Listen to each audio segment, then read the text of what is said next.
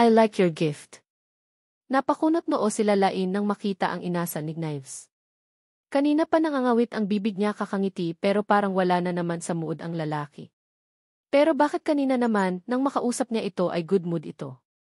Nagtataka sila Lain sa inasal ni Knives sa kanya, kaya naman mabilis niyang isinara ang pinto at sinundan nito. Mr. Dawson, maghugas ka muna ng kamay bago kumain. Nila Lain sa tumayo naman ito at dumiretso sa lababo para maghugas ng mga kamay. Isang puting towel ang lumitaw sa harapan ni Knives matapos niyang maglinis ng kamay. Inabot iyon nila Lain sa kanya at sinabing, magpunas ka ng kamay, Mr. Dawson. Huwag kang mag-alala, bagong yan. Walang imik na inabot ni Knives ang towel na iyon at nang matapos ay isang mapuputing kamay ang sumulpot kanyang harapan para kunin ang towel. Nilabhan muna nila Lain ang tuwalya sa kaisinampay bago hinarap si Knives na noon ay nasa harapan na ng dining table. Maupo ka muna, Mr. Dawson. Ihahanda ko lang ang pagkain, nila Lain sa katumalikod na. Dahil bagong luto ang nilagang baka, bahagyang napaso sila Lain sa kanyang kamay habang nagsasalinyon sa mangkok. Nakita naman iyon ni Knives saka mabilis na tumayo upang tulungan ito. Ako na ang gagawa, agaw ni Knives saka itinupi ang manggas ng suot niyang long sleeve at kinuha ang mangkok kaila Lain. Habang nakatayo sa harap ng kalan at nagsasalin ng sabaw, hindi mapigilang mapatingin nila Lain ang lalaki. Sa tangkad nito at sa mahahabang binti, nagmistulan tuloy maliit ang kanyang kusina para rito. Bukod pa roon, napaka-elegante at matikas pa rin itong tingnan habang ginagawa iyon. So ano, nakapasa na ako sa paningin mo? Biglang tanong ni Knives nang humarap ito sa kanya hawak ang mangkok. Biglang nag-init ang pisngi at punong tenga nila Lain dahil sa kahihiyan. Hindi naman kita tinitingnan. Kumukuha ako ng kubyertos na utal na sagot nila Lain. Dahil tinatamad ng makipagtalo pa, dumiretso na si Knives sa dining table at inilapag ang umuusok na sabay ng nilaga. Marami ring mamahaling mga seafood dish sa mesa at mahahalatang pinaghandaan nito ang gabing iyon. Naupo si Knives sa wooden chair, kaharap ng kinaupuan nila Lain, saka pinagmasdan sila Lain na bahagyang nakataas ang kilay. So, anong plano mo? Diretsa niyang tanong sa babae. Bumilis naman ang tibok ng puso nila Lain. Hindi niya alam na ganoon ito kabilis maunawan ang kanyang mga ginagawa. Thank you dinner ito para sa'yo, kinakabahang sagot nila Lain. Umarko ang makakapal na kilay ni Knives dahil sa sinabing iyon nila Lain. Thank you dinner. Sagot nila Lain kasabay ng marahang pagtango. Kung hindi dahil sa'yo, hindi mapapawalang sala si Abbay. Kaya sobra talaga akong nagpapasalamat sa'yo, nakangiting wika nila Lain sa kaharap. Maraming salamat, Mr. Dawson, napakabait mo, dagdag pa nila Lain sa lalaki na noon ay nakatingin lang sa kanya ng mataman. Knives' eyes darkened slightly when he heard the word good person. He hated hearing that word from a woman, especially since she was covered in bruises and kiss marks from their sex the night before. Naningkit ang mga mata ni Knives. Bakit? Gusto mo ba akong i-blackmail para walang mangyari sa atin? Natutok naman nila Lain ang bibig. Hindi niya alam kung saan nakuha ng lalaki ang ideya na iyon. Alam niyang hindi pa sawa sa kanya si Knives, kaya kahit anong gawin niya ay hindi siya nito papakawalan. Dapat alam mong di ako mabuting tao. All I want is to have sex with you, dagdag pa ni Knives na nakatingin kay Lain ng kailalim na para bang gusto siya nitong kainin ng buo. Pakiramdam naman nila Lain ay init ang kanyang mukha pababa sa kanyang talampakan. At para mawala ang pagkapahiya na nararamdaman, kinuha niya ang bowl na naglalaman ng mainit na sabaw ang nilagyan ang mangkok ng lalaki. Lutong bahay lang ang kayang lutuin nila Lain, kaya simpleng paraan lang ng pagluluto ang kanyang ginawa. Kumpara sa mga 5-star chef na kinukuha ni Knives para ipagluto ito, ibang-iba ang lasa niyon. Naging magana si Knives at mas marami ang nakain nito kaysa karaniwan. Nang matapos kumain kaagad na nagligpit sila Lain at sinabihan si Knives na maupo sa sofa dahil mayroon siyang sadya. Pagkatapos makapaghugas ng mga pinagkainan at makapaglinis, muling bumalik sila Lain sa lalaki na kasalukuyang prenteng nakaupo sa sofa at maihawak na cellphone. Andap na naglakad sila Lain papalapit sa lalaki sa bailahad ng kulay asul na box na elegante ang pagkakabalot. Mr. Dawson, tanggapin mo sana ang thank you gift ko, nahihiyang tura nila Lain habang nakatingin. Knives didn't expect Lalaine to have a gift for him. His gaze drifted to her face with an inexplicable feeling. Nahiyang binuksan ni Lalaine ang box at inilapit iyon sa lalaki. Hindi ko alam kung ano ang bibilhin kaya ballpen na lang ang binili ko, tura ni Lalaine na bahagyang kinakabahan. Ang totoo ay ballpen lang talaga ang kaya niyang bilhin sa kanyang budget, pero kahit ganoon ay may kamahalan din iyon. 3,000 ang halaga ng ballpen na iyon ay kung tutuusin, pang-grocery na niya iyon sa loob ng isang linggo. Nang mapansin ni Lalaine na hindi nagsasalita ang lalaki, nag-aalalang siyang tumingin dito. Tingnan mo, hindi mo ba nagustuhan? Sinunod naman ni Knives ang sinabi ng babae. Maingat niya itong dinampot at masusing pinagmasdan. Have you ever given a pen to someone else? Tanong niya. Hindi naman inaasahan ni Lalaine ang tanong na iyon kaya nabigla siya. Nang kaagad makahuma ay sinagot naman niya ito ng totoo. Hindi pa. O wala akong ibang pinagbigyan. Hindi sumagot si Knives, subalit napako ang paningin niya sa nakaukit sa ballpen na walang iba kundi ang kanyang initials na I at T. Ipina-customized mo? Tanong ni Knives. Marahang umiling si Lalaine. Hindi inukit ko. Ang halaga ng engraving sa shop na pinagbilhan niya ay 500 pesos ang bawat letra. Nagkakahalaga ng 3,000 ang ballpen na binili niya, kaya paano niya maa-afford ang magbayad pa ng ganoon kalaki para sa engraving? Kaya naman siya na lang ang gumawa niyon. Ikaw ang nag-engraved, tanong ni Knives na pilit itinago ang pagkasurpresa. Nakurot naman ni Lalaine ang dulo ng kanyang daliri dahil sa kaba. Iniisip niyang marahil ay masyado ng ang ginawa niya, kaya mukhang hindi ito natuwa. Ayaw ba ni Knives ng ganitong mga bagay? Kaya kung hindi mo nagustuhan binili na lang ulit ako ng bago. No, I like your gift, putol ni Knives habang nakatingin ng mataman sa babae. Tila may malakas na ugong na narinig si Lalaine sa kanyang tenga. Para bang naging blanko ang kanyang utak at ang kanyang puso ay naging abnormal ang pagtibok. Ano ba ang narinig niya? Ibinaba ni Knives ang hawak na ballpen at saka biglang hinapit sa baywang ang babae at inupo sa kanyang kandungan. Hinawakan niya ito sa baba at iangat ang mukha upang mapagmasdan niya ang magandang mukha nito. This is in return for your gift. Parang lumilipad ang isip ni Lalaine ng mga sandaling iyon, kaya namalaya na lang niyang dumampi sa kanyang labi ang malambot at mainit na labi ni Knives na tuluyang nagpatuliro sa kanya. Sa itagain ni. Halos mapugto ang hininga ni Lalaine dahil sa halik na iyon ni Knives, dahilan para marahan niyang maitulak ang lalaki sa dibdib. Hindi ako makahinga di. Awat ni Lalaine sa lalaki.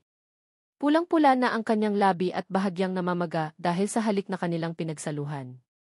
Pinakawalan naman siya ni Knives na tulad niya ay hinihingal din tinitigan siya nito ng kailalim na para bang may gusto itong alamin ng mga sandaling iyon. Now tell me, para saan ang lahat ng ginawa mo ngayong gabi? Diretsang tanong ni Knives.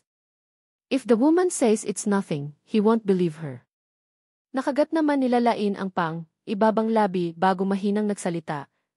Pwede bang ituloy ko ang pagtira rito sa apartment? Tanong niya na maihalong pag-ingat.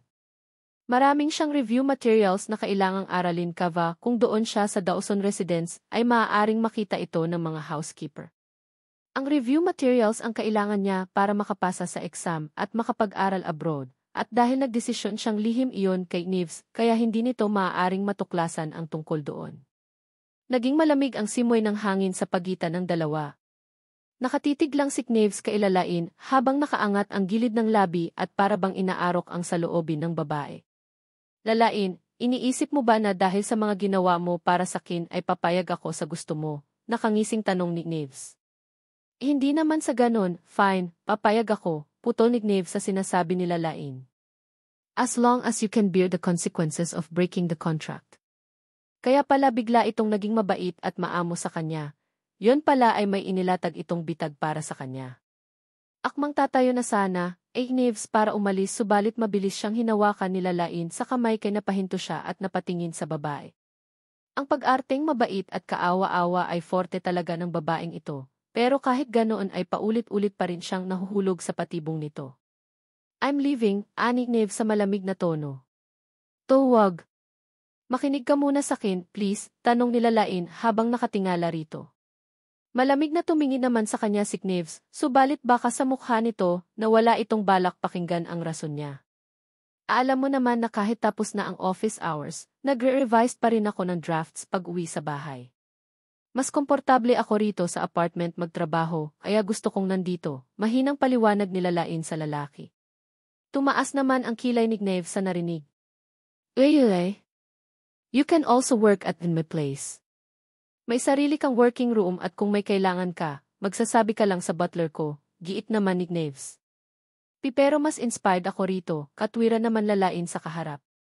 Sa galit ni Knives ay para bang gusto na lang niyang matawa sa kanyang sarili. Bakit ba kailangan pa niyang makinig sa paliwanag ng babae? You know what? Wala akong oras makinig sa mga rason mo kaya bitiwan mo na ako, ani sabay tingin sa kamay nitong nakahawak sa kanya. Pero sa halip na pakawalan, niyakap nilalain ang matinding braso ng babae at ayaw pakawalan. Hindi ako nagsisinungaling sa'yo, nilalain sa mahinang boses. Pag nandito ako, magaan ang pakiramdam ko. Pakiramdam ko malaya ako at hindi parang ibon na nakakulong sa haulat. Hindi maaaring malaman ni Knives Dawson na kailangan niyang mag-review para sa exam upang makapag-aral abroad. Dahil pwedeng masira ang kanyang pangarap sa oras na mangyari iyon. Mag-araman ang Dawson residence, pero totoo ang sinabi niyang mas gusto niya sa kanyang apartment. Ramdam kasi niya na hindi siya parang alagang hayop na parating nakakulong. Please pagbigyan mo na ako. Dito ako sa apartment tutuloy kapag weekdays, at sa Dawson residence naman ako tutuloy. Ano sa tingin mo?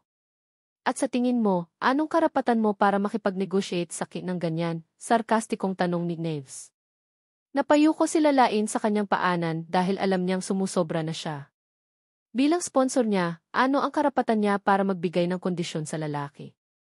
Hindi siya nag-iisa, mayroon siyang kapatid na may sakit na umaasa sa kanya. Kaya naman kailangan niyang samantalahin ang lahat ng oportunidad para makaakyat sa tuktok. Nang sa gayon ay hindi na niya muling maranasan pa ang trahedya ng kawalan ng perang pangbayad sa ospital. Kapag maging malakas ka sa pamamagitan ng iyong sarili, hindi ka basta-bastang aalipustahin ng ibang tao pagdating ng panahon. Please, Mr. Dawson, simula ngayon makikinig na ako sa'yo, nakikiusap pang saad ni lalain. Hinila ni Knives at niluwagan ang kanyang necktie dahil sa sobrang inis. Kahit kailan talaga ay magaling itong magpaawa sa kanya. So, totoo ba ang sinabi mong makikinig ka na sakin simula ngayon? Tanong ni Knives na nakataas ang kilay. Makikinig ako. Makikinig ka rin ba pagdating sa kama? Natigilan si lalain at pakiramdam niya ay namula ang buong mukha niya dahil sa sinabi nito, pero wala siyang nagawa kundi tumango bilang pagpayag. Paano kung utusan kitang magsalita ng dirty words? Muli nag-init ang mukha ni lalain dahil sa narinig. Paano ba niya sasagutin ang bagay na yon? So, magagandang salita lang ba ang kaya mong sabihin? Nanunuyang tanong ni Knives na parang hindi makapaniwala. Sige, gagawin ko di. Napipilitang tugon ni lalain. Pinagmasdan siya ni Knives ng kailalim ng mga sandaling iyon. Okay, sabihin mo sakin ang gusto mong marinig, utos niya. Bigla namang kumabog ng husto ang dibdib ni lalain dahil sa kaba. Ano bang dapat kong sabihin? Nauutal na tanong naman ni lalain. Kailangan pa ba kitang turuan tungkol dito? Di pa ba sapat ang mga narinig mo sa kama? Makahulugang tanong ni Knives. Nag-init ang punong tenga ni lalain sa narinig. Bigla niyang naalala na sa tuwing may nangyayari sa kanila, ang lakaing ito na may napakagwapong mukha ay nagsasalita ng malalaswang salita ng walang pag-aalinlangan. Pero ito ang nagsasabi niyon at nagpapanggap lang siya na hindi ito naririnig. Ngayon, inutusan siya nitong magsalita ng mga mahahalay. Siya. Paano naman niya magagawa iyon? Sorry, hindi ko talaga alam pagmamaang-maangan pa nilalain. Kung ganon, tuturuan kita, ani sabay hila kay lalain at inupo sa kanyang kandungan. Tell me you want me, utos ni Knives na may nag-aalab na mga mata. Nanlaki ang mga mata ni lalain nang marinig iyon kaya naman sumama ang mukha ng lalaki. Ni hindi mo kayang sabihin sa akin yan, tapos ang lakas ng loob mong makipag-negotiate, ani Knives na nang insulto. Walang nagawa si lalain. Pikit mata na lang niyang sinabi ang gusto nito. I want you, G. Nanginginig ang boses na saad ni lalain. Knives' muscles tensed and he had never felt such a desire to eat someone so quickly. Nang hindi naman sumagot si Knives ay nabahala naman sila Lain, kaya idinilat niya ang mga mata at pinagmasdan ito. Pwede ba? Nag-iingat na tanong nila Lain habang namumula ang tenga sa matinding hiya. Sa itagain, paos ang boses na utos ni Knives saka mas idiniin pa sila Lain sa pagitan ng kanyang mga hita. Sa itagain ni. Dahil pakiramdam nila Lain ay naisahan siya ng lalaki kaya napalabi siya. Sabihin mo muna kung pwede o hindi. Gumalaw ang Adam's apple ni Knives saka masama ang mukha na nagsalita. Gusto mo akong pumayag tapos ganito ka umasta. Kung ganon, paano ba dapat? Nautal na tanong nila Lain. Knives grinned and turned his body to lay Lain down on the soft sofa while he sat next to her and faced the woman. There was intense desire in his eyes as he watched the woman lying in front of him. Hindi pa ako naliligo, awat nila Lain sa lalaki sa marahang itinulak ito sa dibdib. It's okay. I won't go in, ani Knives habang hawak ang metal pen sa kanyang palad na iniregalo sa kanya ng babae. Take it off for me to see. Knives whispered in her ear with a seductive tone. Are you afraid that I will die? Nang sumunod na 3 araw, pagka-uwi galing sa trabaho ay inuubos lang nila Lain ang kanyang oras sa paghiga sa kama, lalo pat wala siyang trabaho na kailangang uwi. Pakiramdam kasi niya ay pagod na pagod siya dahil sa ginagawa sa kanya ni Knives. Tila gustong-gusto nito ang pinaglalaruan siya ng higit pa sa pakikipagtalik. Sa isang banda, nagpapasalamat siya dahil napapayag niya ito sa gusto niyang mangyari. Kaya ng araw na iyon, naroon siya sa kanyang apartment at nagre-review, lalo pat nasa business trip din ang lalaki kaya mayroon siyang oras para makapag-aral. Sumapit ang Biyernes ng tanghali, nag-send ng text message sila Lain kay Knives para itanong kung dumating na ba ito mula sa business trip. Ayon kasi sa kanilang usapan, weekends ay dapat siya tutuloy sa Dawson family. At kung hindi pa ito nakakauwi, natural na hindi siya magpupunta roon. Buong tanghali ay hindi siya nakatanggap ang reply mula kay Knives, kaya lihim niyang ipinagdasal na sana ay hindi pa bumalik ang lalaki para magkaroon pa siya ng mahabang oras para makapag-aral. Nang oras na pag-uwi sa trabaho, magaan ang mood nila Lain dahil sa apartment siya didiretso ng uwi. Habang papababa ng hagdan, isang babae ang nakasalubong nila Lain at hindi sinasadyang nabangga niya ito. Mabilis siyang humingi ng sorry sa babae. Sorry, hindi ko sinasadya, hindi na magawang ituloy pa nila Lain ang kanyang sasabihin nang makita kung sino ang babaeng nakabangga niya. Nahihintakutan niyang tiningnan ang babaeng nakasuot ng mental hospital gown. Maputla ang kulay ng balat nito na para bang hindi ito naarawan ng ilang araw. Nangingitim din ang ilalim ng mga mata nito na para bang hindi nakatulog at ang mga mata ay nandidilat habang nakatingin sa kanya. Namukhaan kaagad ito nila Lain sa unang tingin pa lang. Bagaman ibang-iba ang itsura nito na para bang naglalakad itong bangkay at kilalang-kilala niya kung sino ito, si Lila. Nang makita siya ni Lila at biglang nanlisik ang mga mata nito at umangil na para bang isang mabangis na hayop. Bitch! Nahanap din kita. Kaagad napansin nila Lain na mayroong mali sa babae kaya naman mabilis siyang pumihit patalikod para tumakbo. Subalit hindi akalain nila Lain na ganoon kaliksi si Lila at nahila kaagad nito ang kanyang buhok. Pakiramdam nila Lain ay napakalakas nito kaya hindi niya magawang makapanlaban. Malakas siya nitong itinulak sa flower garden at saka bumunot ito ng kitchen knife. Nanlilisik ang mga mata nito sa galit habang hawak-hawak ang matalim na kutsilyo. It's because of you that went through this. I'll kill you, bitch, sigaw ni Lila sabay anday ng kutsilyo. Wala nang nagawa pa sila Lain ng mga sandaling iyon. Naninigas at nanginginig ang buo niyang katawan at hindi na siya makakilos pa. Takot na takot siya pero wala siyang magawa kundi panoorin ang kutsilyo na papalapit sa kanya. Sa hindi kalayuan, nakita naman ng mga security guard ng Debonair ang nangyayari at mabilis na tumakbo ang mga ito, subalit huli na ang lahat. Mamamatay na ba ako? Diyos ko! Tay, wag mo muna akong kunin. Paano si Luke? Isip-isip nila Lain ng mga sandaling iyon. Napapikit ng mariin sila Lain at iniharang ang dalawa niyang kamay sa direksyon kung saan siya tutumbukin ng sasak, subalit nagulat siya nang biglang may taong yumakap sa kanya ng mahigpit. Idinilat nila Lain ang mga mata pero hindi na niya natunghayan pa ang mga sumunod na nangyari dahil nakasubsob na ang mukha niya sa matipunong dibdib ng taong iyon. Nasamyo nila Lain ang panlalaking pabango nito, at nakapagtatakang biglang kumalma ang kanyang puso na kanina lang ay takot na takot. Hindi na rin kailangan pang makita nila Lain kung sino ang taong iyon dahil kahit nakapikit ang mga mata ay kilalang kilala niya ito. Nang sumunod na segundo, nakarinig sila Lain ng mahinang pagdaing mula sa lalaki pero mahigpit pa rin ang pagkakayakap nito sa kanya. Nanlaki ang kanyang mga mata nang tuluyang realized kung ano ang nangyari. Gumanti siya ng yakap sa lalaki at nang makapa ang malagkit at malansang likido sa likod nito ay tila ulan na walang ampat sa pagbuhos ang mga luha nila Lain. Kik Knives bakit? Tanong ni Knives na nanginginig ang buong katawan dahil sa takot at pagkabigla. Mabilis na kumala sila Lain sa pagkakayakap sa lalaki at ikinalong niya ito sa kanyang mga bisig habang ang panay ang pag-iyak. Namumutla ito ng mga oras na iyon at baka sa mukha ang sakit na nararamdaman. Nababaliw ka na ba? Bakit mo to ginawa? Humahagulhol na tanong nila Lain sa lalaki. Nothing, I just want it. Sagot naman ito na himig nagbibiro bagaman halatang nahihirapan. Lalong lumakas ang iyak nila Lain at saka nagpapanik na kinuha ang kanyang cellphone sa bulsa ng kanyang bag at tumawag ng ambulansya. Tumawag din siya sa emergency hotline ng pulis para i-report ang mga nangyari.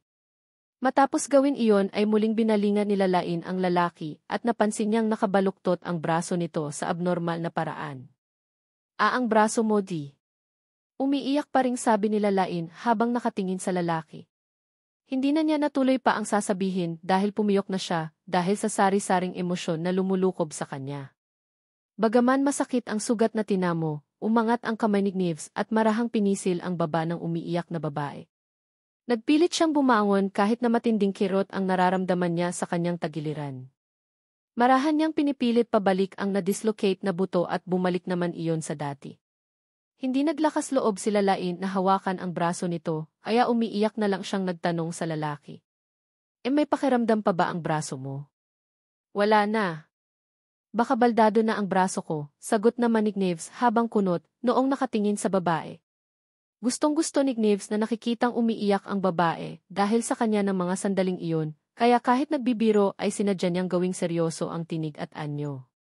Mistulan namang tinamaan ng kidlat sila Lain nang marinig iyon. Nanginginig siya sa takot habang walang tigil ang pag-iyak. Natatakot din siyang hawakan si Knives ng mga sandaling iyon dahil baka madagdagan pa niya ang sakit na nararamdaman nito. Anong gagawin natin? Nanginginig na tanong nila Lain. Magang-maga na ang mga mata nito at mistulan itong durog na durog habang nakatingin kay Knives na noon ay nakasandal sa kanya. Iyak nang iyak sila Lain na para bang anumang oras ay hihimatayin na ito. Napabuntong hininga naman si Knives dahil naaawa siya sa nakikita sa babae. Don't worry, I'm not going to die yet. Masamang damo ako, biro ni Knives bagaman napapapikit dahil sa matinding kirot dulot ng saksak.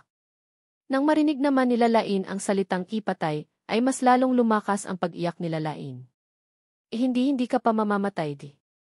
Takot ka bang mamatay ako? Ani Knives na nasa mood pa rin na tuksuhin ang babae kahit nahihirapan. Siyempre naman. Dahil kung mamamatay ka, papatayin din ako Uncle Kennedy, ani Lain. Minsan na niyang nakita ang daddy ni Knives at talagang pinagbantaan pa siya nito. Please wag kang mamamatay di. Humihikbing saad pa nila Lain. Kumibot-kibot ang labi ni Knives, at ang hapdi at kirot na nadarama niya sa kanyang sugat ay tila lalo yatang nadagdagan nang marinig ang sinabi ng babae. This woman was so heartless. He thought she was worried about him, but it turned out she was just afraid to take responsibility for what happened to him. God damn it. Why is he worried about her? Please wag kang mamamatay di. Gusto pa sanang biruin pa ng kaunti ni Knives ang babae, pero dahil sobra na ang pag-iyak nito, kaya nag-aalinlangan siya. Don't worry, di ako mamamatay, sagot ni Knives na bahagyang napangiwi sa sakit dulot ng sugat na tinamo. Talaga, naninigurong tanong naman nila Lain habang humihikbi.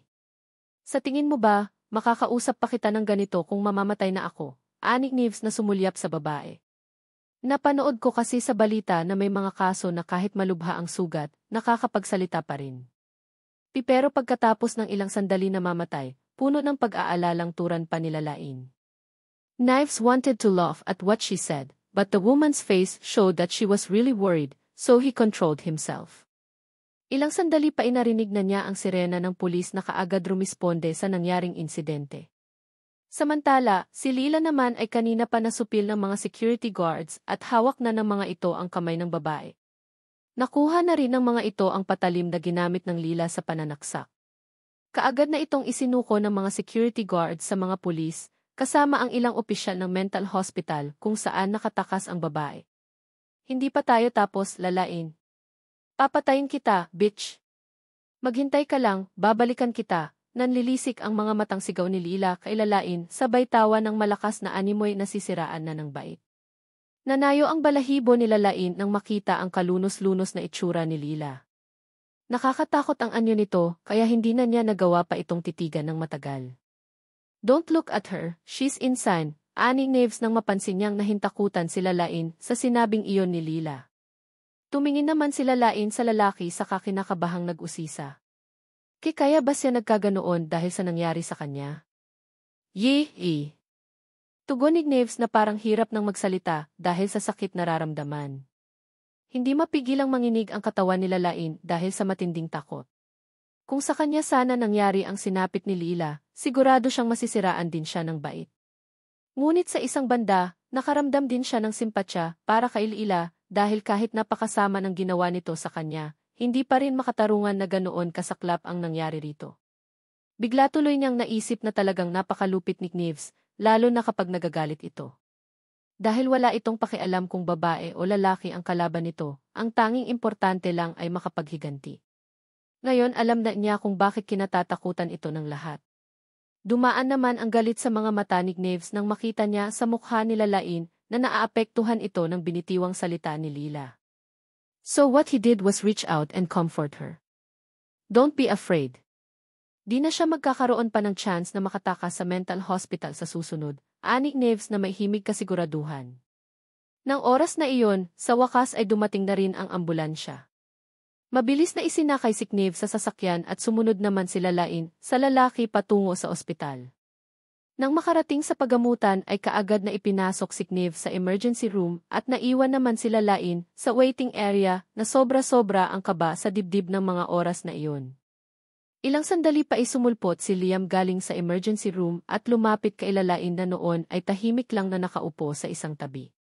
Lalain, nag-utos si Mr. Dawson na dalhin kita sa examination room para makita kung may mga fractures o may internal bleeding kang tinamo, magalang natura ni Liam sa babae.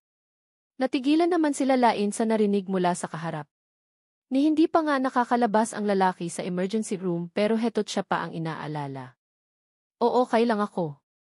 Maghihintay na lang ako, ani Lalain. Hindi siya ganoon kawalang puso para basta lang iwanan ang lalaki nang hindi pa alam kung ligtas ba ito at walang malubhang pinsala na tinamo. Napakamot naman ng batok si Liam dahil sa katigasan ng ulo ng babae. Lalain, si Mr. Dawson ang nag-utos nito. Oo, okay lang talaga ako, Mr. Miller. Hindi naman ako nasaktan. Okay. Dadalhin na lang kita sa examination room pag nakalabas na si Mr. Dawson, Lalain, ani Liam na walang magawa sa katigasan ng ulo ng babae. Maiwan na muna kita. Sage, Mr. Miller. Balitaan mo na lang ako kaagad pag nakalabas na si Mr. Dawson sa emergency room. Alright. Nakadaop palad na naghihintayang si Lalain sa waiting area sa paglabas ni Neves mula sa emergency room at makalipas nga ang kalahating oras ay bumalik si Mr. Miller sa kinaroroonan niya. Lalain, nailipat na sa recovery room si Mr. Dawson, pagbabalita ni Liam. Sasamahan na kita papunta sa examination room. Pumihit na patalikod ang sekretary nang pigilan ito ni Lalain. Sandali lang Secretary Miller, gusto ko sana munang malaman kung kumusta na si Mr. Dawson. Maayos ba ang lagay niya? Mr. Dawson is fine. The wound he sustained on his back isn't serious, so you don't need to worry, Lalain. Ang braso naman niya ay bahagyang dislocate kaya medyo hirap siyang kumilos, pagpapaliwanag ni Liam. Nang marinig na ligtas si Neves ay biglang naglaho ang tila mabigat na batong nakadagan sa dibdib ni Lalain. Ang buong akala talaga niya ay masama ang lagay nito kaya sobra siyang nag-aalala para sa kalagayan ng lalaki. Kaagad sumama si Lalain kay Liam patungo sa examination room pagkatapos marinig ang balitang iyon. At nang matapos ang examination kay Lalain ay wala namang ibang nakita sa kanya kundi mga galos. Niresetahan na lang siya ng ointment para hindi magpeklat ang mga galos niya. Nagpapasalamat si Lalain kay Neves sapagkat kung hindi dahil dito ay baka pinaglalamayan na siya ng mga oras na iyon. Nang makalabas mula sa examination room ay inihatid si Lalain ni Liam sa private room kung saan naroon si Neves, at bago ito umalis nakiusap muna ang lalaki kay Lalain. Imaf Lalain, Mr. Dawson needs to stay in the hospital for 72 hours. Sa ngayon, hindi pa siya makakilos ng maayos dahil sa sugat niya, kaya kung pwede ikaw na sana ang bahala sa kanya, nakikiusap na wika ni Liam. Sige, ako nang bahala, Mr. Miller, mabilis namang sagot ni Lalain. Mapahamak si Neves dahil sa kanya kaya kahit hindi sabihin ni Mr. Miller ang bagay na iyon, talagang gagawin niya ito bilang pagtanaw ng utang na loob sa lalaki. Samantala, sa loob naman ng private room kung nasaan si Neves ay makikita ang lalaki na nakasandal sa headboard ng kama. May benda ang likod at bahagyang maputla ang mukha nito maging ang labi. Bakas din sa mukha ang panghihina nito ng mga sandaling iyon dahil sa iniindang sakit. Nang makapasok si Lalain sa kwarto ay ganoon ang ayos ng lalaki kaya lihim siyang nakaramdam ng konsensya. Nakatayo lang siya sa hindi kalayuan sa kinahihigaan nito at nagdalawang isip kung lalapit ba siya rito. Kunot noon namang pinagmasdan siya ni Neves. What are you doing? Come here, anang lalaki sa mahinang boses. Kaagad namang tumalima si Lalain at lumapit sa lalaki ng may pag-aalala. Ilhi, bakit? May problema ba? May gusto kang ipagawa? Maupo ka sa tabi ko, utos ni Neves na ang tinutukoy ay ang single sofa sa tabi ng kama. Iha! CJ! Sinunod nga ni Lalain ang utos ng lalaki. Ibinaba niya ang bag at naupo sa tabi nito. How are you? May masakit ba sa'yo? Kung di mo kaya, umuwi ka na at magpahinga. I'll just call private nurse, ani ni Neves na may bahid pag-aalala sa babae. Natigilan si Lalain sa kanyang narinig. Bumilis ang tibok ng kanyang puso at hindi niya maipaliwanag ang kanyang nararamdaman. Bakit siya pa ang inaalala nito gayong ito ang may sakit na iniinda? As don't like strangers touching me. We are you? May masakit ba sa'yo? Kung di mo kaya, umuwi ka na at magpahinga. I'll just call private nurse, ani ni Neves na may bahid pag-aalala sa babae. Natigilan si Lalain sa kanyang narinig. Bumilis ang tibok ng kanyang puso at hindi niya maipaliwanag ang kanyang nararamdaman. Bakit siya pa ang inaalala nito gayong ito ang may sakit na iniinda? Makalipas ang ilang segundo, umiling si Lalain at sumagot. Aayos lang ako. Wala namang ibang nakita sa examination. Inunat ni Neves ang isang kamay at marahang hinaplos ang baba ni Lalain gamit ang hintuturo. May galos ka. Di mo pa ba yan nilagyan ng ointment? Nag-init ang mukha ni Lalain sa ginawang iyon ng lalaki kaya iniwas niya ang mukha rito. Galos lang naman yan. Hindi na kailangan pa ng gamot. Pinagmasdan ni Neves ang babae at umarko ang kanyang kilay nang mapansin na mumula ang buong mukha nito. You're blushing. Really? Is that how my touch affects you? Mukha lang ng babae ang hinaplos ni Neves, pero namumula pa rin ito, samantalang buong katawan nito ay hindi lang hawak ang ginagawa niya. She's really different. Pakiramdam ni Lalain ay lalong nag-init ang kanyang mukha dahil sa sobrang hiya at gusto na lang niyang lumubog at kainin na sana ng lupa. Gusto mo na bang kumain pag-iba ni Lalain ng usapan? No, Napatingin naman si Lalain kay Neves nang may pagtataka. Titubig, gusto mo, muling tanong niya. Masyado kang maasikaso. Natatakot ka bang mailibing kasama ko? Nanunuksong tanong ni Neves. Hindi naman sa ganoon. Ani Lalain sa kayumuko sa kanyang mga palad. Ilang segundo siyang natahimik bago muling nagsalita. Maraming salamat dahil niligtas mo ang buhay ko. Wika ni Lalain na bakas ang sincerity sa boses. Salamat lang, makahulugang tugon naman ni Neves. Muling nag-init ang mukha at punong tenga ni Lalain. Natatakot din siyang baka mag-request na naman ito ng kung ano kaya nagsalita siya kaagad. Siyempre, aalagaan din kitang mabuti habang nandito ka sa ospital. Fine, ani Neves na bahagyang nakaarko ang makakapal na kilay. I want to clean myself. Natigilan si Lalain saka nagpapanik na tumayo. Wait lang, tatawag lang ako ng nurse, stop, awat naman ni Gnave sa babae. As don't like strangers touching me. Muling kumabog ang dibdib nila Lain sa hindi maipaliwanag na dahilan. Pero hindi ako marunong magpaligo ng ibang tao, saka baka masaktan kita, nauutal sa sagot niya sa lalaki. I thought you would take care of me. Hindi naman nakapagsalita si Lain. Alam niyang may germophobia si Gnave at dahil sa nangyari ay natumba ito sa maruming lapag kaya marahil ay kagabi pa nito tinitiis ang maruming katawan. Nang ma-realized ang dahilan kung bakit nito sinapit ang ganoon, nakagat nila Lain ang pang-ibabang labi. Sige, sandali lang aayusin ko lang ang banyo. Dahil private room kung nasaan tumutuloy si Gnave sa ospital ay kompleto iyon sa gamit. May mini kitchen, mini sala na may entertainment set, at bathroom na mayroong bathtub. Nang matapos maihanda ang palanggana na mailamang malinis na tubig at towel, tinulungan nila Lain na bumangon ang lalaki sa hospital bed. Inalalayan niya itong pumasok sa malaking banyo at kumuha ng silya para iupo roon si Gnave. Ang sabi ni Dosi, hindi pa pwedeng mabasa ang sugat mo kaya pupunasan na lang muna kita, nila Lain sa lalaki. Fine, tugon ni Gnave nang maupo sa silya. Tulungan mo akong maghubad, utos pa nito habang nakangiwi. Nag-aatubiling sumunod sila Lain sa sinabi ni Gnave. Ngunit dahil batid niyang iniinda nito ang sugat ay wala siyang nagawa kundi sumunod. Nanginginig ang mga kamay nila Lain habang tinuhubad ang t-shirt na suot nito. Ayaw kasi nitong magsuot ng hospital gown kaya t-shirt at trouser ang suot nito. Maingat pero nininerbyos na hinubad nila Lain ang pang-itaas na damit ng lalaki at doon tumambad sa kanya ang sugat nito na may 4 pulgada ang lapad na nababalutan ng gasa.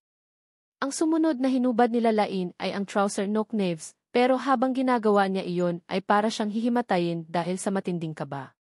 Paano ba naman kasi, titig na titig sa kanya si Gnave ng mga oras na iyon at para bang pinarurusahan siya sa pamamagitan yon. Mas maganda pa ang figura ni Gnave kaysa sa mga modelo na napapanood nila Lain sa GE at nakikita ng personal.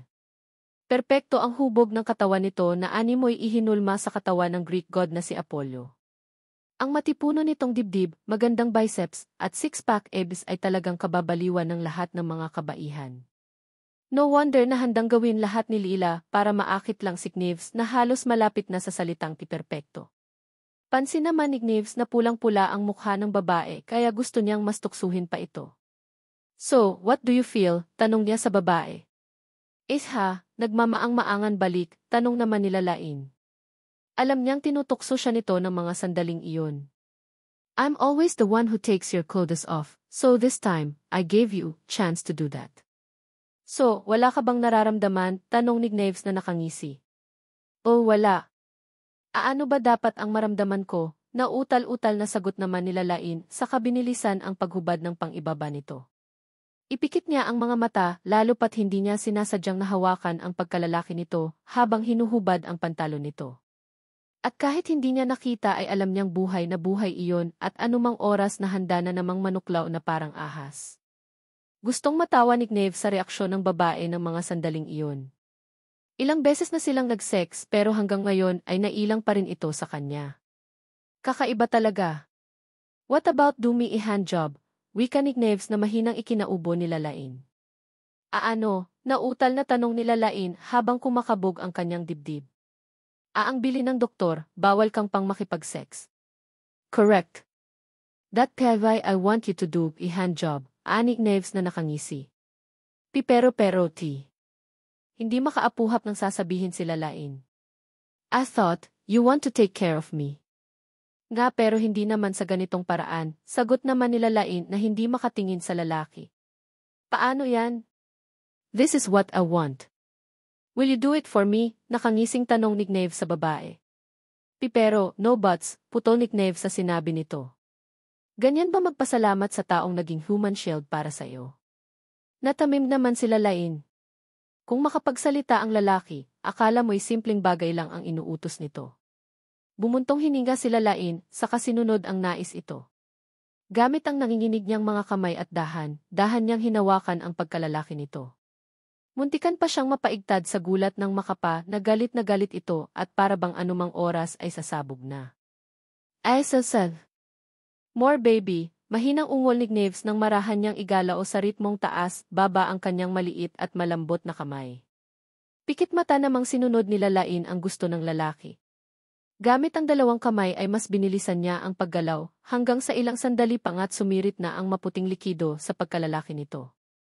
ACA. You're so good, baby D. Hinihingal na saad ni Knives sabay halik sa kanyang noo. I miss you a lot.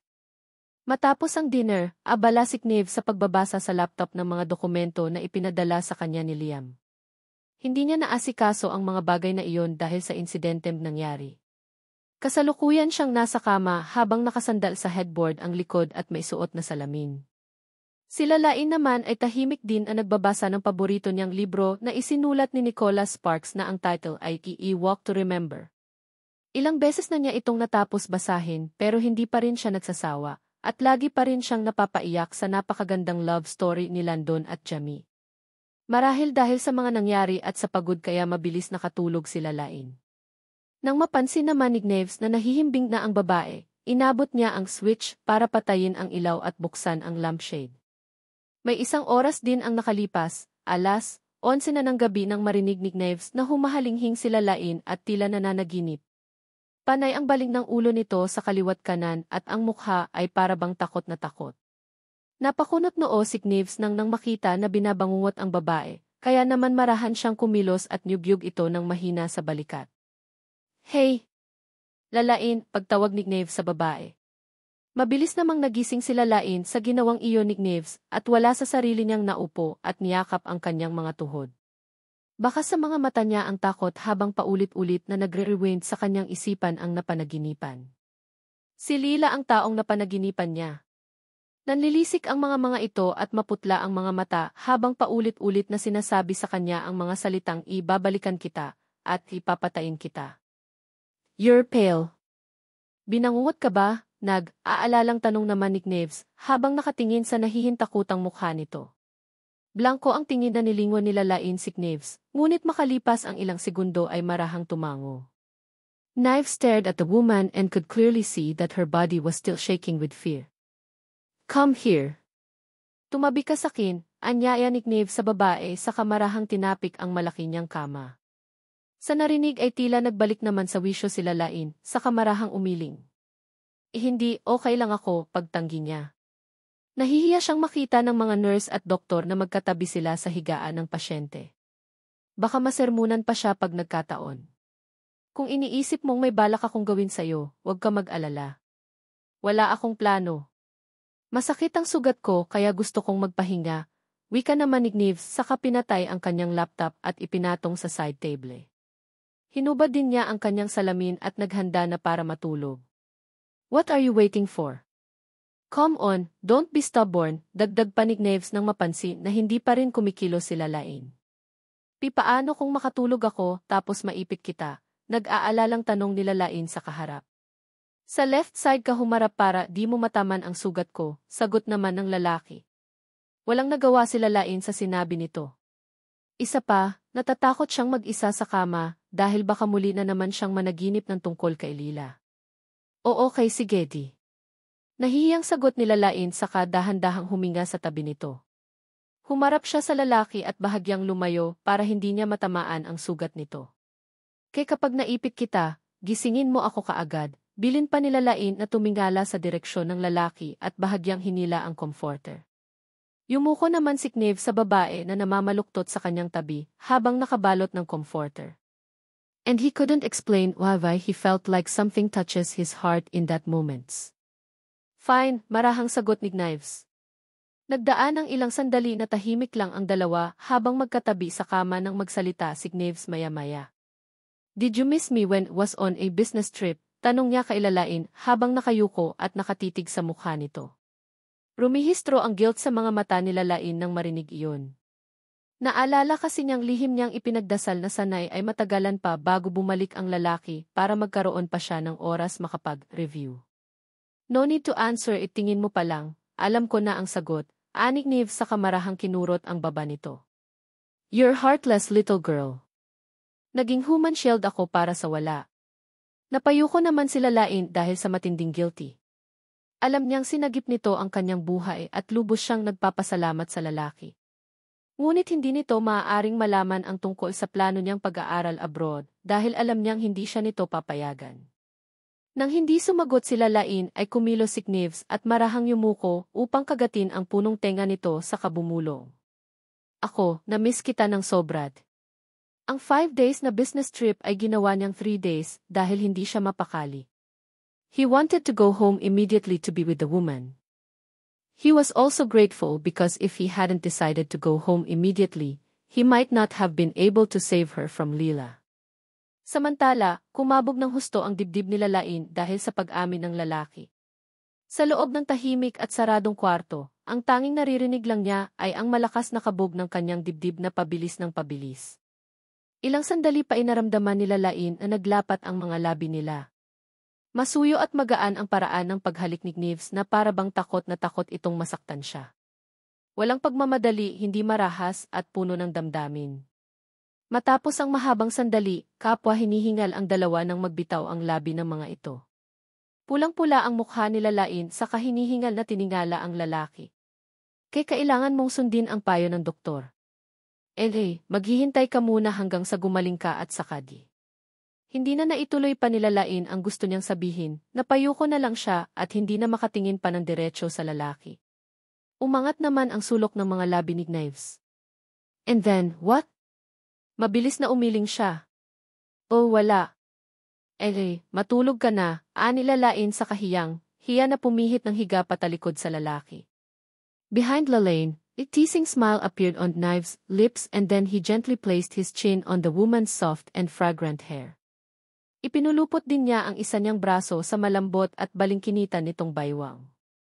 Napakapambihirang makita ang dalawa na ganoon kalapit sa isa't isa, habang magkatabing natutulog sa kama.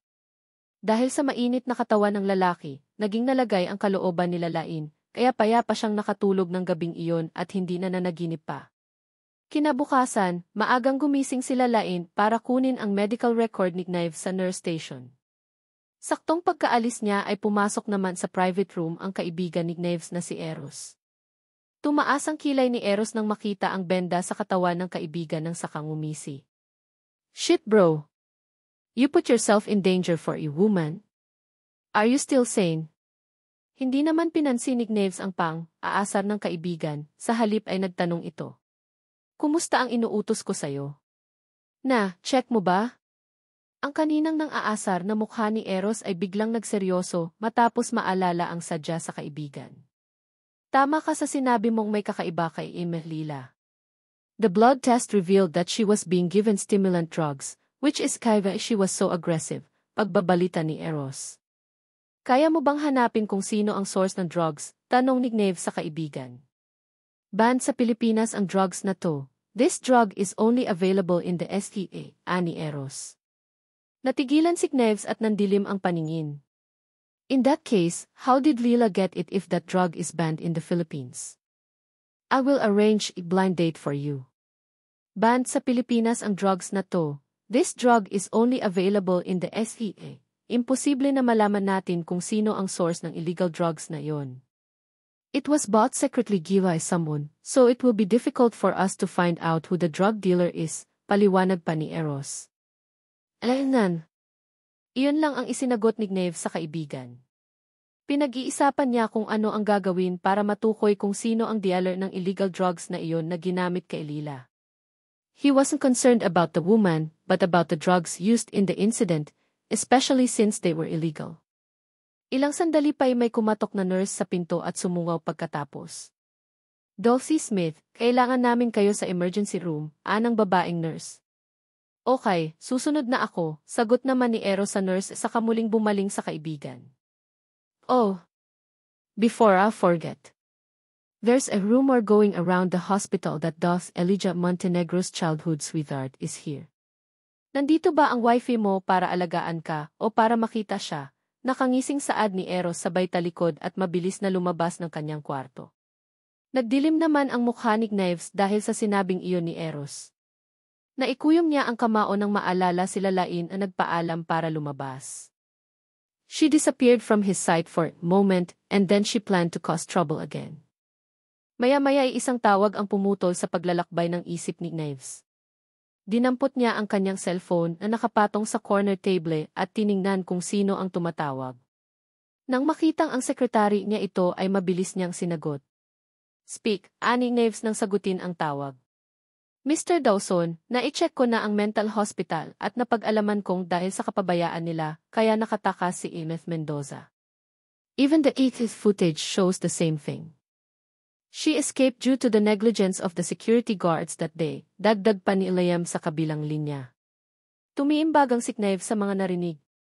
Imbestigahan mo ang nurse na duty ng araw na iyon pati ang mga taong nasa paligid niya. Alright, Mr. Dawson. At isa pa pala, wag mong ipapaalam kay Daddy ang nangyari sa akin, bili ni Knives.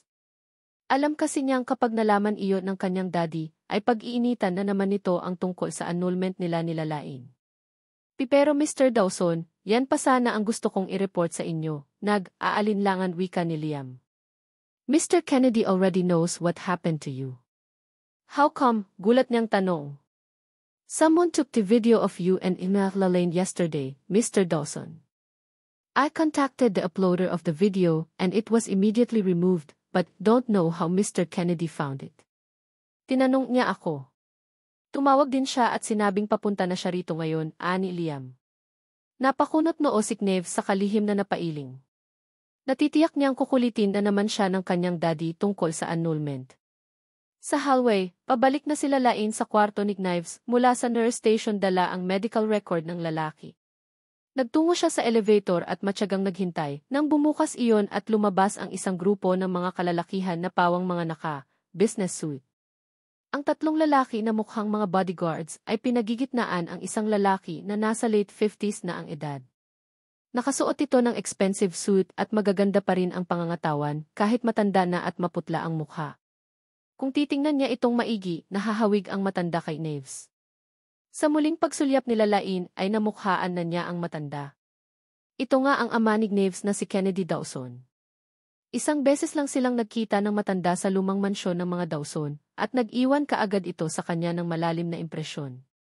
Malinaw pa sa isipan nila lain ang mga salitang binitiwan sa kanya ng matandang ito noong una niya itong makita.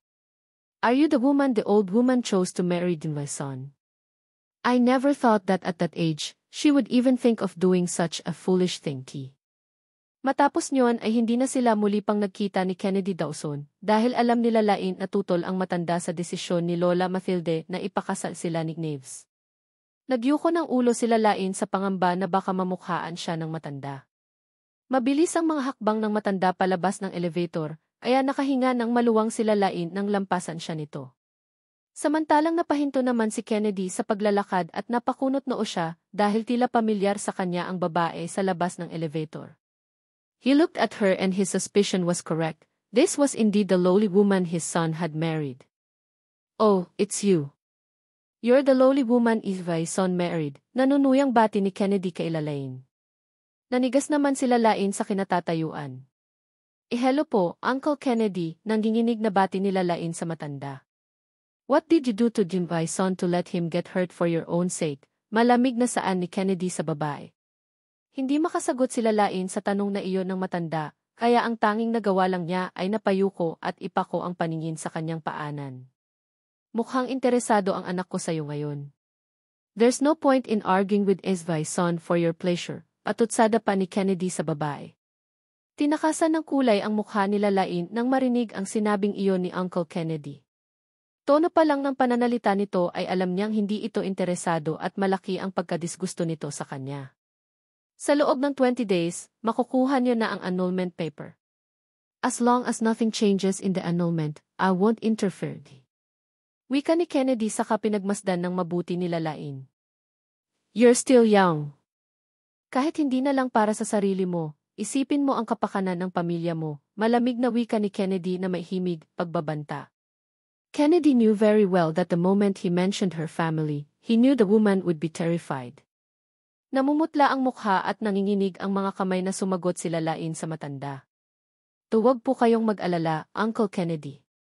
Wala pong magbabago sa annulment, sagot niya. Kennedy seemed satisfied with Lalaine's answer. He knew that this woman was just his son's plaything, but when his son was in danger because of her, he would make sure that he would never breathe again. Hindi na sumagot pa si Kennedy, at nang akmang tatalikod na siya para umalis, may isang tinig ng lalaki ang tumawag sa kanya. Daddy. Si Knives iyon na nakasuot pa ng hospital gown. Mas maayos na ang itsura nito kaysa noong nakaraan bagaman maputla pa rin. May bakas din ng pagkagulat sa mukha ng lalaki at animo inagmadali sa pagpunta roon. Kalmadong pinagmasdan ni Kennedy ang kanyang anak sa kanagsalita, hindi ka pa magaling, Hijo. Bakit bumangon ka na agad at nagmamadaling nagpunta rito? Ayos lang ako, Dad. Why are you here? Ani Nave sa kanyang daddy. Anong ayos lang? Hindi basta-basta ang nangyari sa'yo, Hijo, ani Kennedy sa kahinawakan ang kamay ng anak. Lika na, pumasok ka tayo, anyaya pa ng matanda. Sumulyap naman si Knives kailalain na noon ay tahimik lang na nakatayo sa isang gilid. Pumunta ka kay Mr. Miller at kunin mo ang information para sa akin, ani Knives sa babae. He wants to get the woman out of there so her daddy doesn't get mad at her. Mabilis namang tumango sila Lain at saka tumalikod at umalis. Sa loob ng ward, matapos mabasa ni Kennedy ang medical record ng anak at malaman na hindi malubha ang sinapit nito ay nakahinga siya ng maluwang. Anak, ayaw ko nang maulit ito, ani Kennedy sa anak sa seryosong tinig. You're too nervous, Dad. What's going on? Hindi na nagpaligoy-ligoy pa si Kennedy at sinabi ang sadya sa anak. When you recover, I will arrange blind date for you with the young daughters of wealthy families in Luzon. You choose your bride. As don't want you to scare her. When you recover, I will arrange blind date for you with the young daughters of wealthy families in Luzon. You choose your bride. Nagtatlong guhit ang noo ni Knives nang marinig ang sinabing iyon ng kanyang daddy. Baka sa mukha niya ang matinding pagtutol habang nakatingin sa matanda. Dad, di ba sinabi ko na sa inyong gusto ko munang mag-focus sa kumpanya? Wala pa ako sa mood makipag-blind date, pagtanggi ni Knives sa sinabi ng ama. Hijo, titulo lang naman ang pagpapakasal. Kung ayaw mo sa kanya, maaari mo siyang gawing dekorasyon lang sa bahay. With our family status in society, every woman dreams of being part of our family, even if only as decoration. Fine, I'll remember that, sagot ni Knives sa kanyang daddy. Yisa the way, mukhang gustong-gusto mo ang babaeng yon, Hijo, pag-iiba nito ng usapan. Knives looked at his daddy with cold eyes. He didn't need to ask who he was referring to because he already knew who it was. As don't mind if you want to play with her. If you want to keep her, keep her. Our family can afford to support her even if you're married to someone else. Nagsalubong ang makakapal na kilay ni Knives dahil sa narinig at nakaramdam ng iritasyon pero hindi siya sumagot. Hijo, alam kong alam mo ang gusto ko. There are 2 eligible families this time, and their daughters have a good educational background. Kapag maayos ka na, aayusin ko na ang pagkikita ninyo, saad pa ni Kennedy na walang pakialam sa iniisip ng anak. Okay Dad, ani Knives na hindi tumutol sa gusto ng ama. Hindi naman ako nagmamadali, Hijo. Magpagaling ka muna, ani Kennedy sa katumayo na. Nang akmang aalis na siya ay tinawag siya ni Knives. Dad, she's timid. As don't want you to scare her, ani Knives na ang tinutukoy ay sila Lain. Para naman kay Kennedy ay tila babala iyon kaya nagbago ang kanyang mood. Don't worry, hindi naman ako makikialam simula pa noon, Hijo. Just like when you planned to marry the daughter of the Chua family, right? Magsasalita sana si Knives nang muling dugtungan kay kanyang daddy ang sinasabi. Tila wala itong balak na bigyan pa ng pagkakataon na mga tuwiran ang anak. Alagaan mo ang sarili mo, Hijo. Aalis na rin ako dahil masama rin ang pakiramdam ko, anang matanda. Okay Dad, take care. Iyon na lang ang tanging nasabi ni Knives habang nakasunod ng tingin sa papalabas na matanda. Lihim na lang siyang napapailing sa pagmamadali nitong maikasak kaagad siya. Samantala, nang makarating si Kennedy sa elevator ay muli niyang nakita sila Lain na pabalik na at maihawak na dokumento. Bilang paggalang sa matanda, yumukod sila Lain at bumati. Mag-ingat po kayo pag-uwi, Uncle Kennedy. Mahinang wika nila Lain. Sa pagkakataong iyon ay natitigan ng mabuti ni Kennedy ang babae at alam na niya ang dahilan kung bakit naloloko ang anak niya rito. Siya ang nagpalaki kay Knives kaya alam na niya ang ugali nito. At kung hindi alam ng babae kung ano ang makakabuti para rito, huwag siya nitong sisisihin kung magiging malupit siya rito. Bago tuluyang pumasok si Kennedy sa elevator ay binalingan niya sila Lain at sinabing, kung mayroon mang sitwasyon na tungkol sa anak ko, pakisabihan mo kaagad si Secretary Miller na sabihin agad sa akin. Please take good care of Azvi's son so that he recovers quickly and does not delay the important event he needs to attend. Naiintindihan mo ba, General Aragon? Mabilis na tumango naman sila Lain habang nanginginig ang mga kamay. Naiintindihan ko po, Uncle Kennedy. Matapos niyon ay tuluyan ang pumasok ang matanda sa loob ng elevator. Naiwan naman sila Lain na halos mabingi na sa lakas ng tibok ng kanyang puso. Pakiramdam niya ay may nakabara doon na naging dahilan para bumigat ang kanyang paghinga. Ang tinutukoy kaya nitong importanteng event ay ang blind date na inaayos nito para kay Knives. Ano ang gagawin niya sa oras na wala ng bisa ang kasal nila ng lalaki? Ipagpapatuloy ba niya ang paninirahan kasama si Knives at maging kabit na walang kahihiyan? Humigpit ang hawak nila Lain sa papel dahil sa muting kirot na nararamdaman niya sa kanyang dibdib. Nahihirapan din siyang huminga na parang bang may sumasakal sa kanya ng mga sandaling iyon. Nang makabalik sila Lain sa private room ni Knives, ay ramdam kaagad niya ang malamig na atmosfera sa loob ng kwarto. Bakas din sa mukha ng lalaki na wala ito sa mood ng mga sandaling iyon. Lumapit siya sa lalaki at inabot ang papel na dala-dala niya nang hindi umiimik. Ganoon din ang lalaki, kinuha nito ang papel nang hindi kumikibo. Dumiretso ng upo sila Lain sa maliit na kama kung saan siya humihiga, at saka kinuha ang libro niyang dala at tahimik na nagbasa. Matapos ang sandaling pagbabasa ay nagulat sila Lain nang may bumagsak na slice ng mansanas sa kanyang libro, dahilan para mabitiwan niya iyon. Nag-angat siya ng tingin sa lalaki at nakita niyang masama ang mukha nito ng mga sandaling iyon. May problema ba? Nagtataka niyang tanong sa lalaki. Kaya ka ba nandito para bantayan ako o para magbasa? Inis na tanong nito. Ang fashion book ang hawak nila Lain ng mga sandaling iyon na nabili pa niya sa National Bookstore. Ang gusto sana niyang dalhin ay notebook para makapag-drawing siya pero ayaw naman niyang maabala niya si Knives kaya iyon na lang ang dinala niya. Kaagad na bumaba sila Lain ng kama at nilapitan ang lalaki. May kailangan ka ba? Tanong niya rito. Come here to my bed, anang lalaki na ikinagulat naman nila Lain. Ano? At bakit naman? Nautal niyang tanong. Lumapit ka na lang, naiintindihan mo ba? Utos ni Knives sa malamig na tono. Gagawin ko naman ang iutos mo, bakit kailangan ko pang pumunta diyan? Hindi ka pa magaling, pagtanggi naman nila Lain. Ganyan ba ang sinasabi mong susunod ka sa lahat ng sasabihin ko? Nakataas ang kilay na tanong ni Knives. Sumimangot sila Lain sa narinig at magsasalita pa sana nang muling magsalita si Knives. Ano pang hinihintay mo? You want me to bring you here?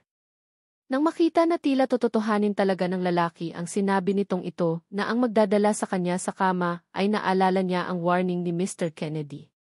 Sa takot na baka ma-injured ang lalaki ay kaagad siyang lumapit dito, pero nagulat siya nang bigla niyang hinalihan ito dahilan para pabagsak siya sa bisig ng lalaki.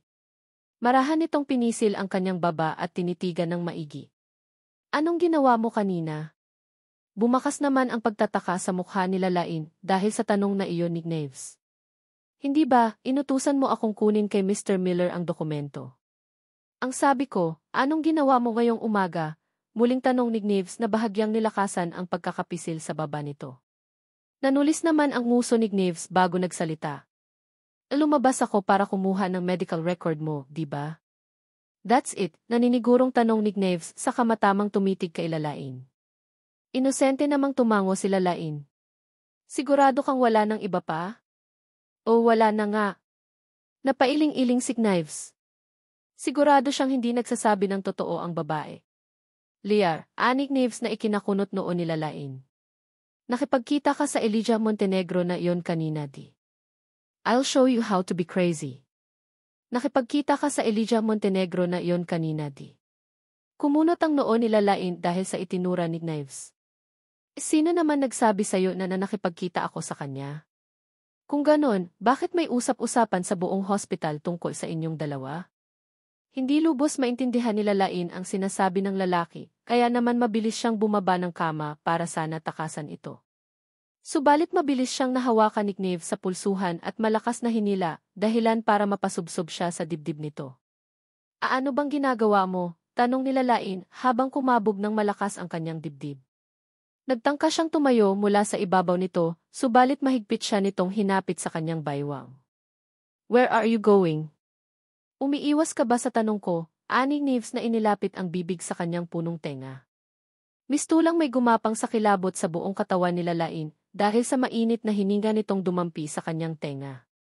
Ano ba kasi ang sinasabi mo? Wala akong alam, muling pagtanggi pa nila Lain saka iniiwas ang mukha rito. Fine, anang lalaki sa kabahagyang lumayo kay Lalain. Ang buong akala nila Lain ay binitiwan siya nito, pero nagulat siya nang bigla siya nitong halikan.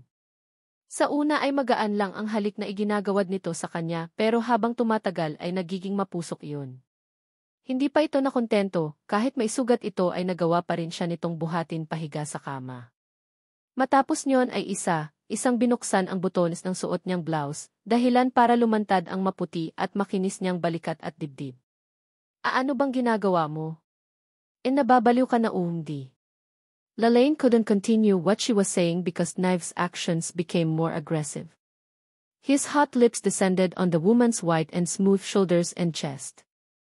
He didn't care if a doctor or nurse entered the room and caught them in the act. Mr. Dawson, nababaliw ka na ti. Wika nila Lain habang nagpupumiglas. Habang nagpupumiglas naman sila Lain, ay mas lalong nakakaramdam ng galit si Knives para sa babae. Nababaliw, tanong ni Knives nang tumigil sa paghalik sa babae. I'll show you how to be crazy, nakangising saad ni Knives saka kinuha ang emergency phone sa corner table at nagdial, hello. Elbow chest hurts. Could you please tell Dr. Montenegro that I want him to examine me ang mga assay patients ng Manila South Hospital kung nasaan si Knives admit ay may maaaring mamili ng mga doktor na gusto nilang sumuri sa kanila. Katulad na lang ng ginawa ni Knives ng mga sandaling iyon. Okay, sir. I'll arrange it for you right away, magalang na sagot ng nurse sa kanilang linya. Tila sumabog ang ulo nila Lain dahil sa narinig sa kanan lalaki ang mga matang tumingin sa katabing lalaki. Bakit mo pinapapunta si Kuya Elijah dito? Of course, para makita niya tayo kung gaano ka-intimate, nang aasar na sagot naman ni Knives. Sa sama ng loob ay tumulo ang luha nila Lain. Hindi niya alam kung ano ba ang nagawa niya rito, kung bakit gusto siya nitong ipahiya sa harapan ni Elijah. Hindi siya nakipagkita kay Elijah, at lalong wala siyang ideya sa kung ano-ano ang usapan na kumakalat sa ospital, katulad ng sinasabi nito. Inutusan lang kita na kunin ang medical record ko, pero nakipagkita ka pa sa lalaki mo. Ani Knives na may bahid ng galit sa tinig bahagyang pinisil ang kanyang malambot na baywang. Since it seems like you can't wait to see him, it would be better if he came here now, wika pa ni Knives na may halong panunuya. Kailan naman ako nakipagkita sa kanya, muling katwiran nila Lain ang nagsasabi ng totoo. You're still trying to lie to me, ani Knives na naniningkit ang mga mata. If you didn't meet, Calvey, are the rumors spreading throughout the hospital about you and that man? Sinabi ko na. Hindi kami nagkita, sagot nila Lain saka pinipilit na kumawala sa pagkakahawak ng lalaki. Sino ba ang nagsabi sa'yo niyan? Iharap mo siya sakin, galit na saad pa nila Lain. Masusin namang pinagmasdan ni Knives ang mukha ng babae at hindi mababakas doon ang pagsisinungaling. The corner of his lips lifted and he was about to speak, when suddenly there was a knock on his bedroom door. Hello Mr. Dawson, narito na po ang General Surgeon, anang boses babae sa labas ng kwarto. Hindi nakalock ang pinto ng kwarto kaya matapos kumatok ay binuksan na ng mga ito ang pinto at pumasok. Pinaghalong takot at kahihiyan ang lumukob kay Lalain ng mga sandaling iyon. Ayaw niyang makita siya ni Elijah sa ganoong ayos, kasama ang lalaki na minsan nang nakaalitan nito. Sumisikip ang kanyang dibdib at parabang nahihirapan siyang huminga ng mga oras na iyon. Napansin naman ni Knives ang itsura ni Lalain ng mga sandaling iyon at bahagya siyang nakonsensya. Mabilis siyang kumilos at hinila ang makapal na comforter upang takpan si Lalain na noon ay nakayupyop sa kanyang tabi at namamaluktot. Elijah's group entered the room, accompanied by 2 nurses and a assistant doctor. Elijah walked towards Knives, his handsome face expressionless. How are you, Mr. Dawson? I'm here to do the examination, wika ni Elijah na may peking iti sa labi. Tumingin naman si Knave sa lalaki at saka ngumisi, Dolph Montenegro, don't you know what privacy means? He was just scaring Lalaine earlier, why would he let another man see her attractive appearance? But he didn't expect that Elijah Montenegro would just enter the room without his permission.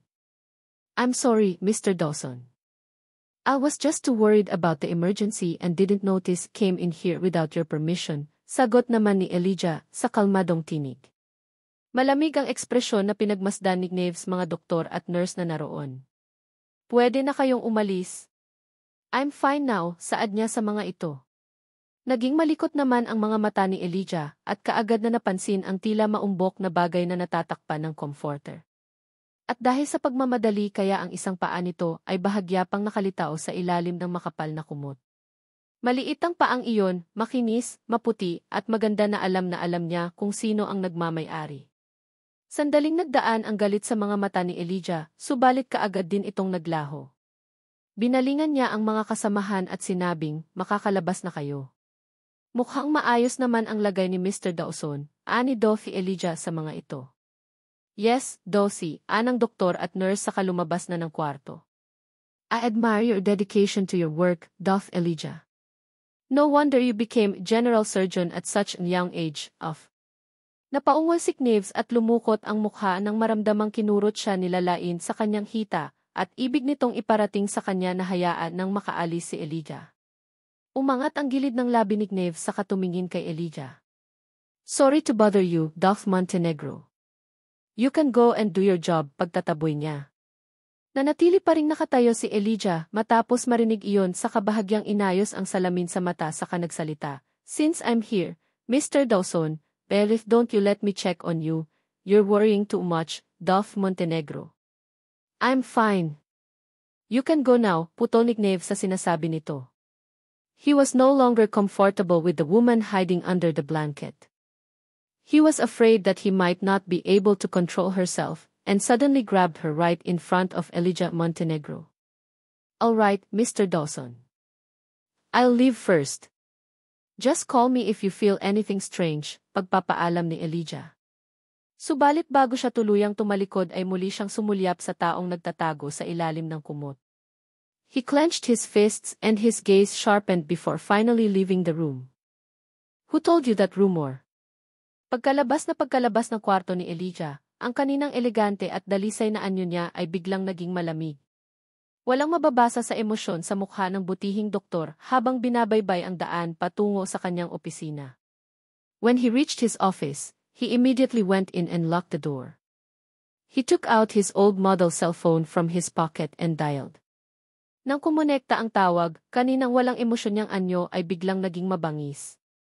Ang boses naman niyang kadalasan na malumanay ay maging nakakatakot. Sino ang nagsabi sa iyong kumilos kang mag-isa? Tanong ni Elijah sa kabilang linya. Baby, don't be angry. Di naman sa hindi ka namin makontak, nababahala lang kami. Don't worry, nilinis na namin ang lahat, sagot ng boses babae sa kabilang linya. Nilinis, ani Elijah na napangisi. The drugs you gave to Lila Mendoza were contraband. Paano kung matukoy nila kung saan nanggaling ang gamot? Tumawa ang babae sa kabilang linya. Ano naman kung malaman nila kung saan nanggaling? We are in the FBI. No one would dare come here to investigate. Sinabi ko nang wag niyo siyang gagalawin, malamig na tura ni Elijah. Kaagad namang nagpaliwanag ang babae. Di na siya makapaghintay. Nakahanap na siya ng kamatch, samantalang ikaw, matagal nang naghahanap pero wala pa rin, sagot nito. At sa tingin niyo ba, mailalabas niyo ang mga tao rito nang wala ang tulong ko? Nakangising tanong ni Elijah. Baby. May balak ka bang iwan kami sa ere? Baka nakakalimutan mo, ikaw ang unang lumapit sa amin para makipagtulungan. Tumawa ang babae sa kabilang linya matapos nyon. Hindi na nito dinugtungan pa ang sinasabi pero baka sa tinig nito na pang-uyam. Tumalim ang tingin ni Elijah habang mahigpit na hawak ang cellphone sa kanyang tenga. Alam mo ba kung sino ang taong tumutulong sa kanya ngayon? At sino naman ang Poncio Pilato yan? Tanong ng babae na may himig panghahamak. Ang taong tumutulong sa kanya ang si Knaves Dawson, pagsisiwalat ni Elijah na ikinatahimik ng kabilang linya. Probably don't need to tell you how powerful and feared the Dawson family is here in the Philippines. If you decide to touch her again, you might die. Don't blame me for not warning you, ani Elijah na may himig pagpapaalala. Ayaw sana iugnay pa ni Elijah si Knaves Dawson doon, pero kailangan niya ang katauhan nito para warningan ang kanyang mga kasamahan. Are you sure? Nag-aalinlangan tanong naman ng babae sa kabilang linya. Check who helped her this time. Di mo pa ba natatanggap ang notification, ani Elijah na nakakunot noo? Okay. Kung tayo ang target niya ngayon, di muna kami kikilos, anang babae na nawala ang kaarogantehan ng boses at tila asong nabahag ang buntot. Pero Dasven, kailangan mo magmadali. The one she's waiting for is our pillar. She can't wait much longer. Kapag nainip siya, kailangan mong kumilos kahit ikapahamak mo pa. Naiintindihan mo ba? Nang marinig ni Elijah ang pangalan na Dasven, ay otomatikong nagdilim ang kanyang paningin. Kumuyom ang kanyang kamao at biglang nagbalik sa kanya ang masalimuot na pakiramdam noong iyon pa ang kanyang pangalan. I'll find it as soon as possible, tugon ni Elijah sa kabilang linya. At ilang beses ko ba ipapaalala sa'yo, hindi na nag-i-exist sa mundong ito ang pangalang Dasven. Naiintindihan mo ba? Malakas naman na tumawa ang babae sa kabilang linya. Ni hindi man lang nasindak sa galit na ipinapakita ni kausap. Mas gusto ko pa rin ikaw bilang si Dasven na mas baliw, mas mabangis. Di tulad ngayon na masyado kang reserved kaya nakakawala ng sexual interest. Your bitch, galit na sagot ni Elijah. Malakas na tumawa ang kausap sa sinabing iyon ni Elijah. Di mo ba ako kilala? I'm not only a bitch, I'm also a slutty. Anang babae na malanding tinig. Umuwi ka naman dito minsan. Nami, miss ko ng makant, pinatay na ni Elijah ang tawag na iyon at hindi na hinayaan pang matapos ng babae ang sasabihin nito.